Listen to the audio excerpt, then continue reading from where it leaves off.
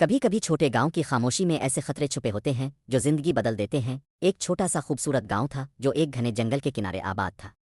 وہاں ارسلان نامی ایک سمجھدار لڑکا اپنے خاندان کے ساتھ رہتا تھا۔ ارسلان ہر روز شام کو لکڑیاں جمع کرنے جنگل کے قریب جاتا تھا تاکہ گھر کا چولہا جل سکے۔ ایک دن جب وہ معمول کے مطابق جنگل کے راستے پر تھا، اسے جھاڑیوں میں تیز ہلچل محسوس ہوئی۔ اس نے رک کر پیچھے مڑ کر دیکھا، اچانک جھاڑیوں سے ایک پاگل کتا باہر نکلا۔ اس کی آنکھیں سرخ تھیں اور منہ سے جھاگ نکل رہا تھا۔ وہ غصے میں ارسلان کی طرف لپکا۔ ارسلان کو سنبھلنے کا موقع نہ ملا۔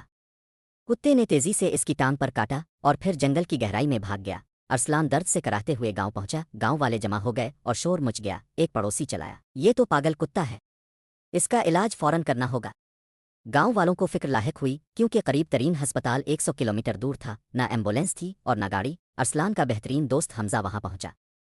اس نے ہمت نہ ہاری اور فوراً صابن اور پانی لے آیا تاکہ ارسلان کی مدد کر سکے۔ حمزہ نے صابن سے ارسلان کے زخم کو 15 منٹ تک اچھی طرح دھویا۔ اس نے خون کو بہنے دیا تاکہ جراثیم نکل جائیں، پھر صاف کپڑا باندھ دیا۔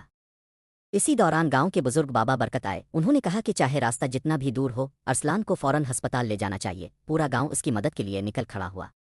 لمبا سفر طے کر کے وہ شہر کے ہسپتال پہنچے، جہاں ڈاکٹروں نے اسے ویکسین اور رگ انجیکشن دیا۔ چند ہفتوں کے علاج کے بعد ارسلان مکمل تندرست ہو گیا اور اس نے سب کو بتایا کہ کتا کاٹے تو ڈرنا نہیں چاہیے، بلکہ فوری صفائی اور ہسپتال جانا ہی زندگی بچاتا ہے۔ حادثہ چھوٹا ہو یا بڑا، فوراً قدم اٹھانا ہی بہترین علاج ہے۔ مشکل وقت میں اصل بہادری خوف نہیں، فیصلہ ہوتا ہے۔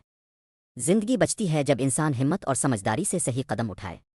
مزید اچھی ویڈیوز کے لیے براہ کرم میرے یوٹیوب چینل کو لائک، شیئر اور سبسکرائب کریں۔ شکریہ۔